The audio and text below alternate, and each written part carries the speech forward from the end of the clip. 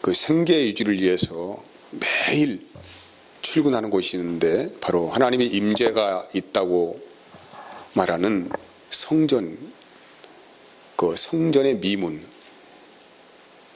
성전에 들어가는 아름다운 문으로 장식되어 있는 그 길목에 앉아서 소위 그 당시에 말하는 경건하다고 하는 유대인들을 향하여서 매일 구걸합니다. 이들은 하나님의 말씀에 순종하려고 매일 기도 시간을 3번 정해놓고 그렇게 아주 경건한 삶을 추구하면서 또 어려운 사람을 보면은 그냥 지나치지 않고 율법에 충실하여서 적신을 하면서 그 사람을 도우면서 나름대로 나는 굉장히 경건한 사람이다 라고 그렇게 마음의 이안을 받고 살아가는 유대인들입니다. 그 길목에 서서 이 거리는 지혜롭게 매일매일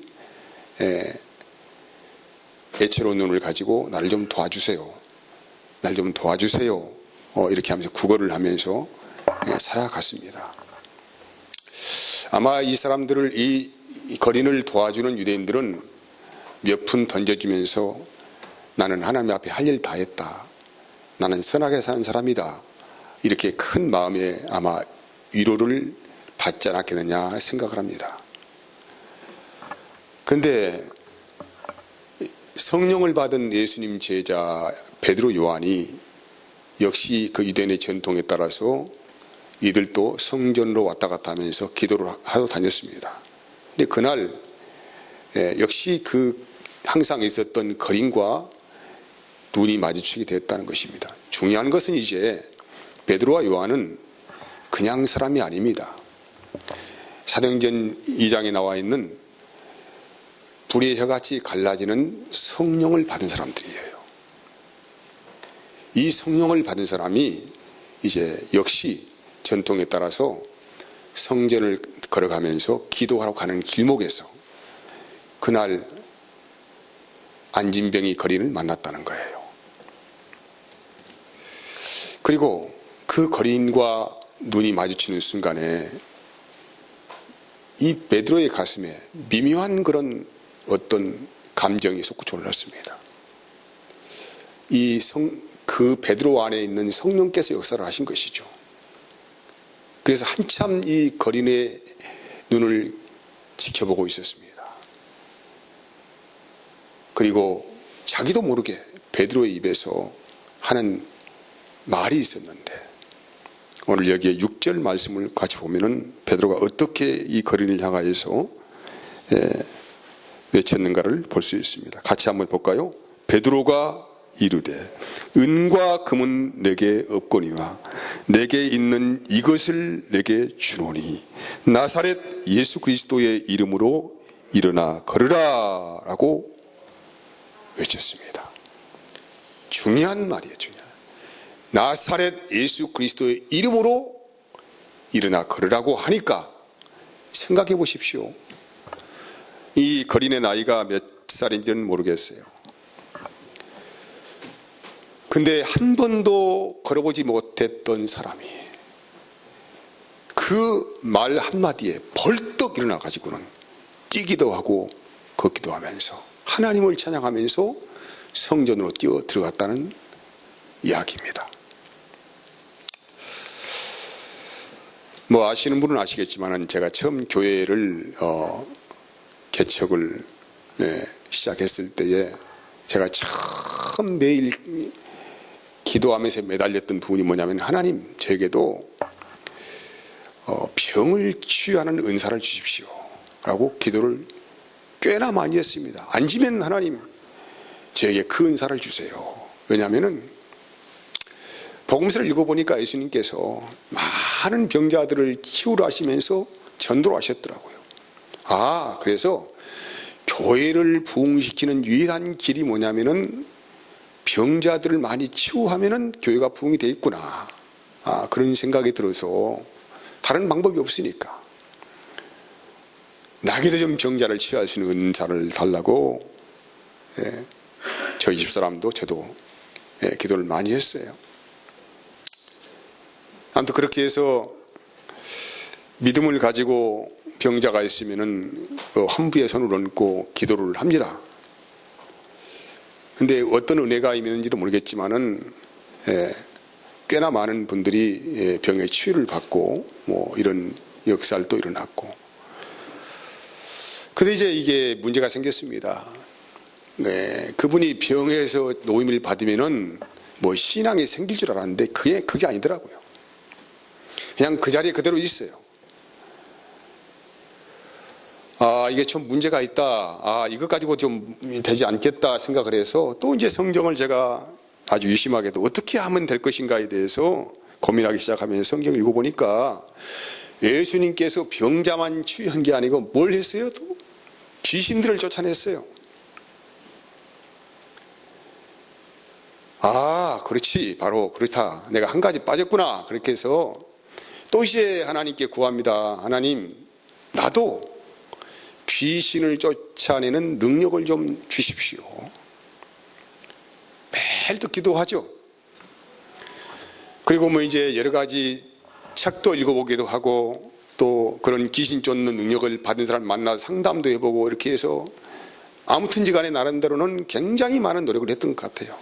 그래서 나름대로 또 확신이 생기니까 이제 그때부터 우리 성도님들 매일 저녁마다 교회로 오라고 해서 그냥 축사를 한다고 그렇게 해서 씨름을 했습니다. 아주 땀을 뻘뻘 흘리면서 한 1시간, 2시간 기본적으로 그렇게 아주 온 진액을 쏟아가면서 축사를 했죠. 근데 이제 그렇게 축사를 하고 나면은 한 3, 4일은 아주 좋아요. 상태가 아주 좋습니다. 얼굴도 뽀샤샤하게 되고 뭔가 하면 상태가 좋아. 그래서 은혜 받았다고 해요. 그런데 또 한 3, 4일 지나면은 또 다시 도루묵이에요. 다시 원위치. 참 고민이 깊었습니다. 도대체 그럼 어떻게 사역을 하라는 말인가? 병자를 치유해도 안 되고 귀신을 쫓아내도 안 되고 이게 참 그렇구나. 그래서 그렇게 해서 이제 좀 나름대로 많은 고민도 해보고 뭐 하다가 시간이 많이 흘렀지요. 갈팡질팡하면서. 근데 어느 날 제가 기도하다가 받은 은혜가 하나님이 나를 왜 목회자로 부르셨는가에 대한 고민이 생겼어요. 뭐 나에게 뭐 병이나 고치고 뭐 귀신 쫓아내라고 나를 목회자로 부르셨는가. 그런 고민이 생기기 시작했고 그와 동시에 이제 복음 아니면은 사람을 살릴 수 있는 방법이었구나. 그런 제 은혜가 가슴에 밀려 들어와서 그때부터 제가 사역의 방향을 바꿨습니다. 마태복음 7장에 보면은 이런 말씀이 있어요. 21절 23절까지죠. 나더러 주여 주여 하는 자마다 다 천국에 들어갈 것이 아니요 다만 하늘에 계신 내 아버지의 뜻대로 행하는 자라야 들어가리라. 그날에 많은 사람이 나더러 이르되 주여 주여 우리가 주의 이름으로 선지자 노릇하여 주의 이름으로 귀신을 쫓아내며 주의 이름으로 많은 권능을 행하지 아니하였나이까 하리니 그때 내가 그들에게 밝히 말하되 내가 너희를 도무지 알지 못하니 불법을 행하는 자들아 내게서 떠나가라 하리라. 여러분 이 본문의 내용은 간단히 말한다면은 예수님의 이름을 통하여서 무엇을 하느냐가 중요한 게 아니라는 것이죠. 내가 주님의 이름으로 뭘 하느냐 이게 중요한 것이 아니고 그분의 뜻이 무엇인지를 모르고 사역하는 것이 바로 불법이라는 것입니다.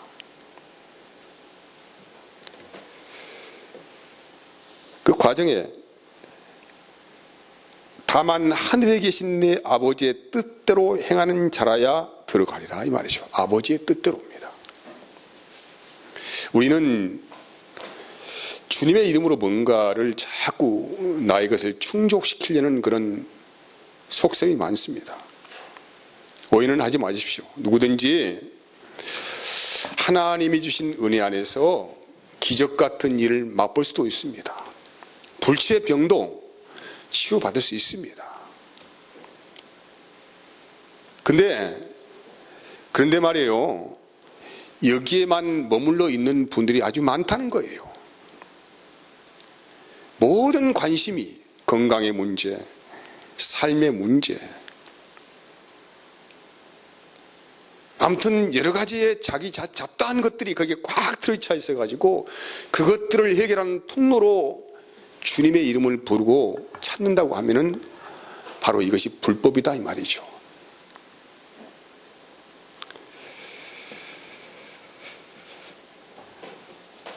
그렇게 하면은 여러 가지 환경 안에서 역사하시는 하나님의 음성도 들을 수도 없고,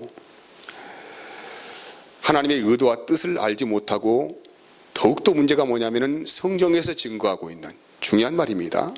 그냥 예수님이 아닙니다. 성경에서 증거를 하고 있는 예수님을 만날 수가 없다는 거예요.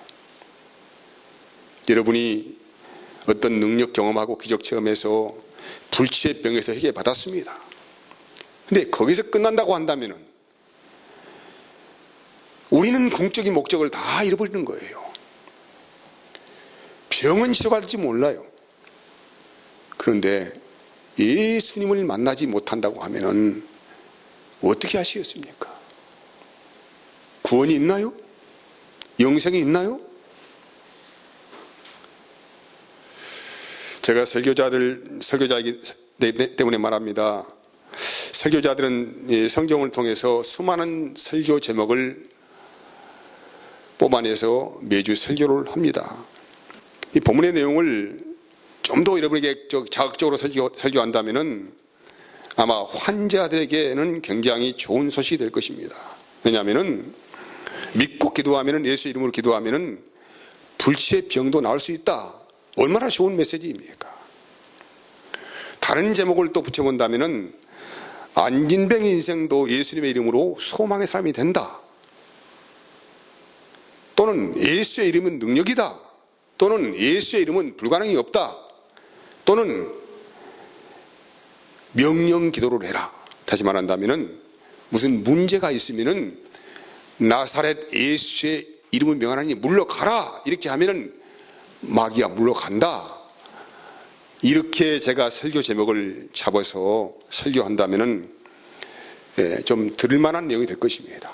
아, 그렇지. 예수 믿으면 아무튼 뭔가 능력도 받고 뭔가 불가능을 해결할 수 있고 뭐 이렇게 될 수 있다는 그런 소망이 생기니까 얼마나 좀 그래도 우리의 마음을 끌게 하는 그런 제목이 되지 않을까요?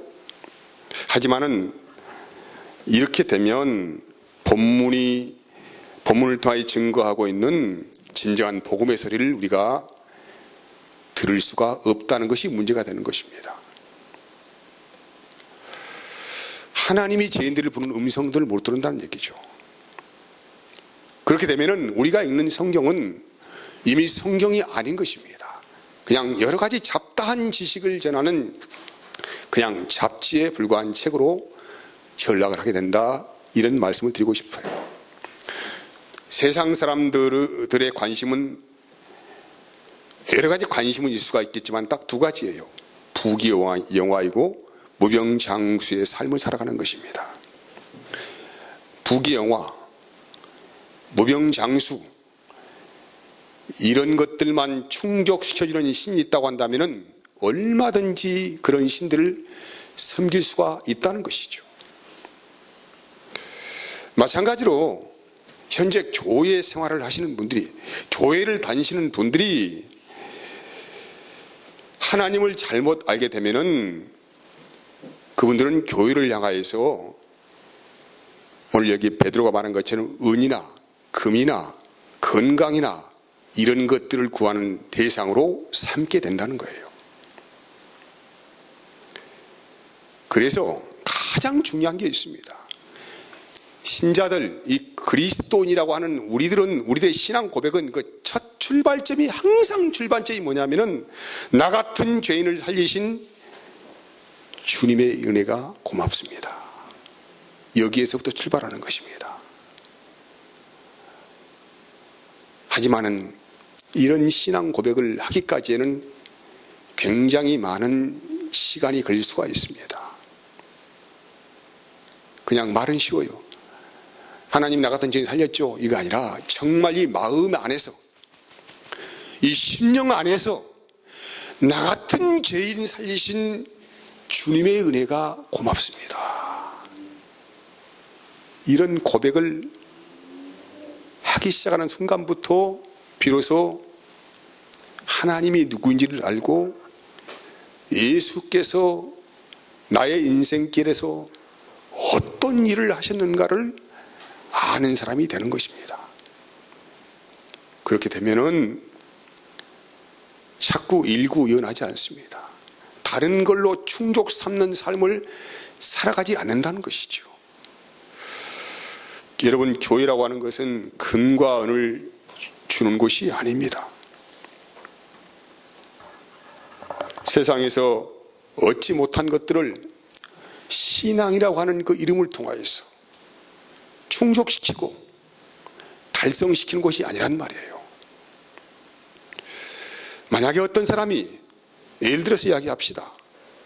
교회 봉사를 많이 했더니 하나님께서 나에게 큰 복을 주었다,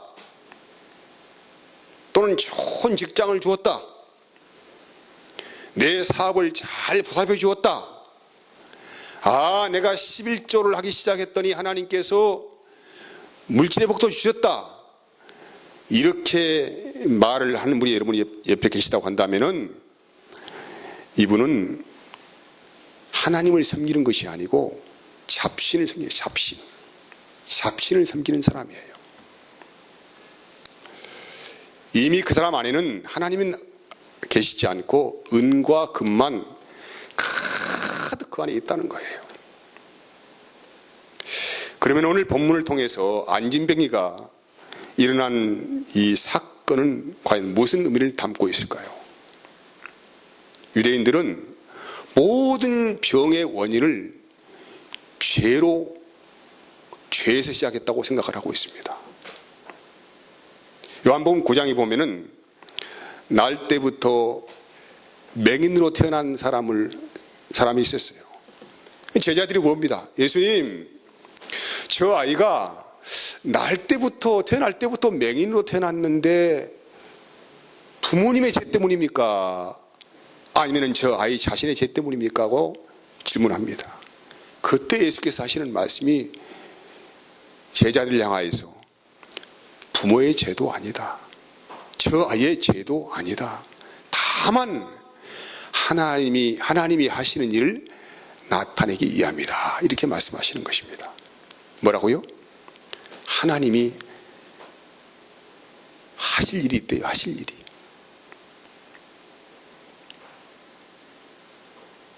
우리가 넘어져 있을 때에 하나님께서 그 넘어짐을 통하여서 나에게 하실 말씀이 있고 하실 일이 있다는 거예요.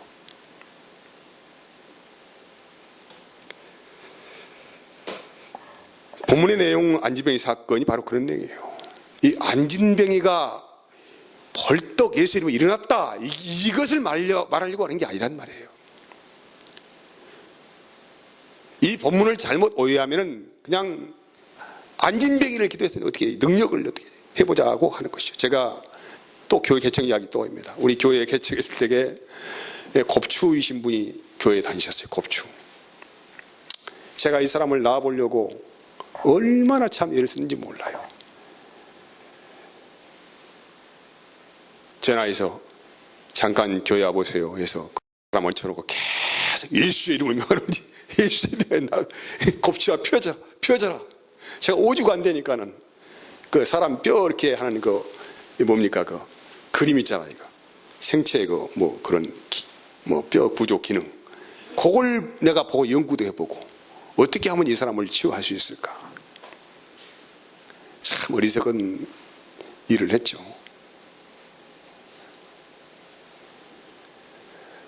하나님이 하실 일을 나타내기 위함이다. 물론 그 중에는 하나님이 하실 일이 포함되지 않는 분도 계십니다. 모두가 동일한 그런 어떤 것들이 아니에요. 다만 우리는 하나님께서 어떻게 일하실지를 몰라요. 다만 다만 이 사건을 우리가 보면은 하나님이 하실 일을 이 사건을 통하여서, 이 안진병이를 일으킴을 통하여 하나님께서 무엇인가를 우리에게 말씀하시려고 하신 그런 사건이다라는 것을 알 수 있어요. 아담의 우선으로 태어난 우리 인간은 뭐 다른 건 다 할 수 있을지 모르겠지만은 죽음을 이길 수가 없어요. 아무리 과학이 발달하고 어떤 문화가 융성해 간다 할지라도 수명은 조금 연장시킬 수는 있겠지만은 이 죽음, 이 사망이라는 덫을 이길 수가 없습니다. 그리고 우리 인간 스스로가 이 죽음을 또한 이길 수도 없어요. 그래서 이 영역은 전적인 하나님의 전능하신 영역입니다. 사도행전 4장 12절은 이렇게 말씀하고 있어요. 오늘 본문의 말씀을 읽어보면은 다른 이로서는 뭐라고요? 12절 보면은 구원을 받을 수 없나니, 천하 사람 중에 구원을 받을 만한 다른 이름을 우리에게 주신 일이 없음이라 하였더라. 다른 이로서는, 아무리 능력이 있고 아무리 재주가 뛰어난 의사라 할지라도, 아무튼지 간에 천하 인간의 사람의 생명을 구원할 이름은 없다는 거예요. 누구만 가지고 있습니까? 오직 예수의 이름만 그 구원의 의미를 가지고 있다는 것이에요. 생각해 보세요. 만약 여기에 베드로, 요한이라는 사도들이 이 거린이 불쌍해서 몇 푼 줄 수도 있고, 불쌍하니까 또 데려다가 또 잠자리 제공할 수 있고 좋은 일 할 수 있어요. 만약 베드로, 요한이 그런 일을 했다고 하면은 오늘날 우리는 어떤 일을 하고 있을까요? 야, 예수님의 제자 사도들이 하신 일이 참 위대한 일이다. 아주 불쌍한 사람들, 짠한 사람들 그냥 불러다가 밥도 먹이고 돌봐주고 돈도 주고, 얼마나 위대한 일이냐. 우리도 그렇게 위대한 삶을 살아야 한다. 그래서 아마 지금 이 시대에 그리스도인들은 다 뭘 하고 있을까요? 자선사업가가 되어 있을 거예요. 자선사업가. 뭐 기부왕이 되어 있을 거예요. 기부왕. 여긴 목사도 이런 사명이 아니고, 아무튼 불쌍한 사람 잘 도와서, 잘 건사해서 그들의 생계를 도와주고 뭐 이렇게 하고 이렇게 하는 일을 가장 선한 일이라고 생각할 거예요. 근데 오늘 사도인 베드로, 요한은 우리가 너에게 금과 은을 줄 수가 없다. 내가 너에게 줄 수 있는 것이 있다. 뭡니까? 내가 알고 있는 그 예수님, 내가 만난 예수님, 우리에게 영생을 주시는 그 예수님, 영원한 생명을 주시는 예수님, 그 예수님의 이름이 너를 살린다. 내가 너에게 줄 수 있는 것은 다른 것이 없다.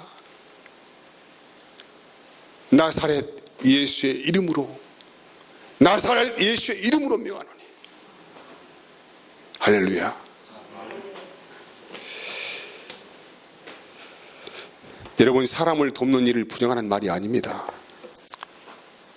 다만 본질이 왜곡이 되면은, 본질이 오게 되면은 진리를 벗어나는 것이기 되기 때문에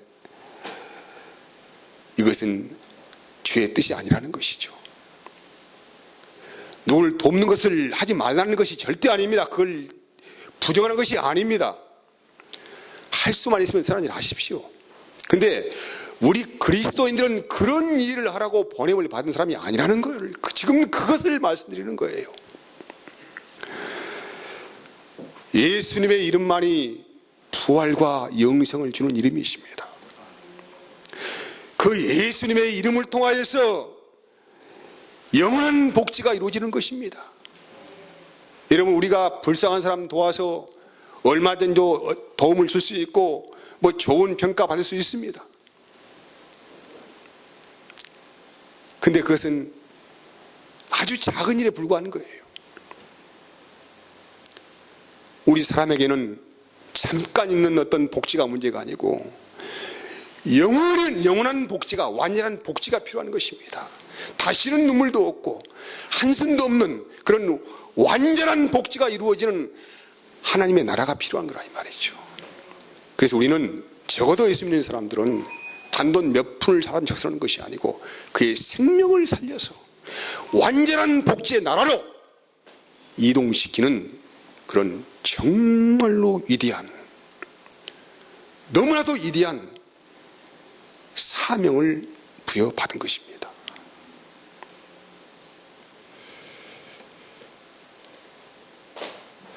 그래서 예수의 이름은 우리를 죄에서 건져내서 생명의 나라로 옮기는 이름이라고 할 수 있습니다. 그 예수님의 이름 안에 생명도 있고 지혜도 있고 지식도 있고 영생이 있습니다. 이게 숨겨진 비밀이에요. 비밀. 그래서 그리스도인들의 초점은 우리가 무슨 일을 하더라도, 무슨 일을 만난다고 할지라도 이 세상에 그리스도의 향기를 뿜어내는 그런 사람으로 살라는 것입니다. 고린도후서 2장 14절에서 15절까지 말씀은 이렇게 기록이 되어 있어요. 항상 우리를 그리스도 안에서 이기게 하시고 우리로 말미암아 각처에서 그리스도를 아는 냄새를 나타내시는 하나님께 감사하노라. 우리는 구원받은 자들에게나 망하는 자들에게나 하나님 앞에서 뭐라고요? 그리스도의 향기라고 합니다. 예수의 향기를 토해내는 것입니다. 아무리 아름다운 꽃이라 할지라도 향기가 없는 꽃은 죽어버린 꽃이에요. 생명이 없는 꽃입니다. 근데 우리는 나라는 이름의 냄새를 풍기는 순간부터 이것은 흉측한 냄새가 되는 거예요. 죄악의 냄새, 부패한 냄새. 그래서 진정한 생명이신 그 예수라는 이름의 향기를 토해내며 진동시키며 살아가는 것이 바로 그리스도인들입니다. 베드로가 오늘 성전 미문에서부터 날 때부터 안진병이 된 거린을 나사렛 예수의 이름으로 명하여서 이렇게 세웠습니다. 이 베드로를 보고 있던 사람들이 웅성숭하면서 이야, 저 베드로 사람 아니네? 신이야, 신. 아니 어떻게 생각해봐요. 한 번도 걸어본 적이 없는 날 때부터 태어날 때부터 안진뱅이로 태어난 이 사람을 뛰고 걷게 할 수 있단 말인가. 웅성숭하면서 야, 이거 신처럼 보고 있을 때에 베드로가 깜짝 놀래가지고 조용히 하시오. 내가 할 말이 있어 하면서 뭐라고 얘기했는지 아세요? 12절 말씀에 뭐라고 합니까? 3장 12절에 그때 베드로가 한 말은 뭐라고요? 이 사람이 뭐라고요? 일어난 것이 누구? 12절 말씀에 뭐라고 했어요? 나의 권능과 나의 경건으로 일어나는 것처럼 왜 나를 주목하느냐 하면서 자기를 부인했다 이 말이죠. 내가 기도 많이 해서 사람 난 거 아니다.